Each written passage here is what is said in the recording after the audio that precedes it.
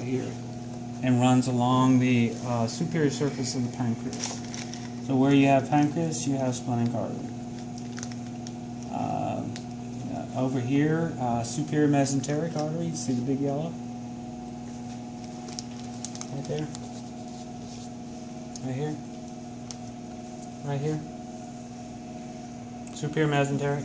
Inferior mesenteric, big yellow, right here. The superior and inferior mesenterics come together to make portal hepatic vein. Portal hepatic vein enters the liver in the portal hepatis, or porta hepatis, along with what? Inferior vena cava. The porta hepatis empties the nutrients and what have you and fats that have been drained from the small intestine into the liver lobes. The liver cells process them and send them back to the central vein. Central vein collects the portal hepatic drainage and drains it all back to the inferior vena cava.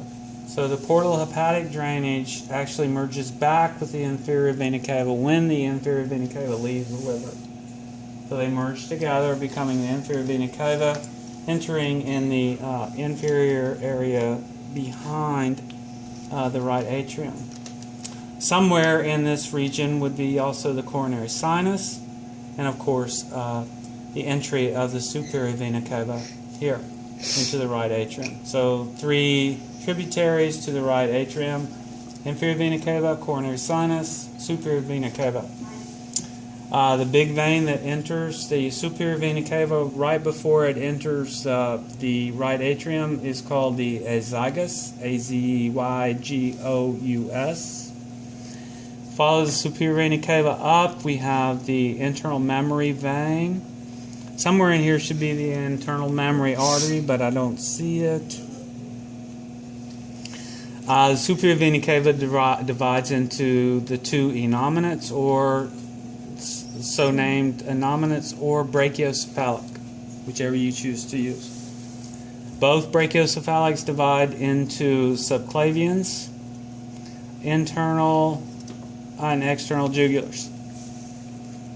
The external jugulars travel up and bridge across under the jaw at the transverse jugulars. The internal jugulars run parallel to the common carotids. You see it right here. Internal jugular.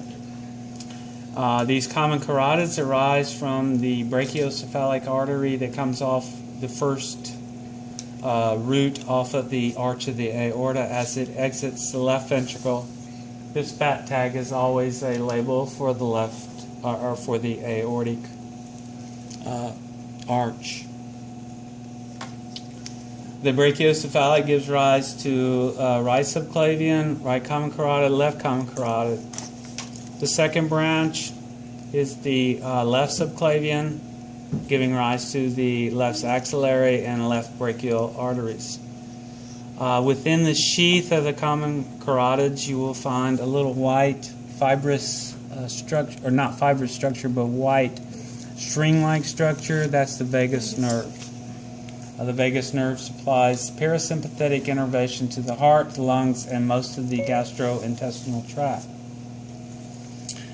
If you follow the aorta down through the diaphragm, you find that the aorta gives off first the celiac branch, then the superior mesenteric branch. Off of the celiac branch, we have first our our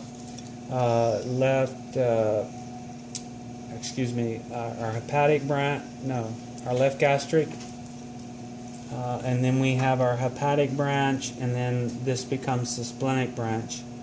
Notice running parallel to the splenic and the celiac artery is the superior mesenteric vein.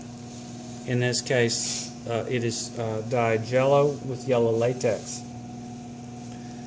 The next branch off the aorta is the superior mesenteric artery.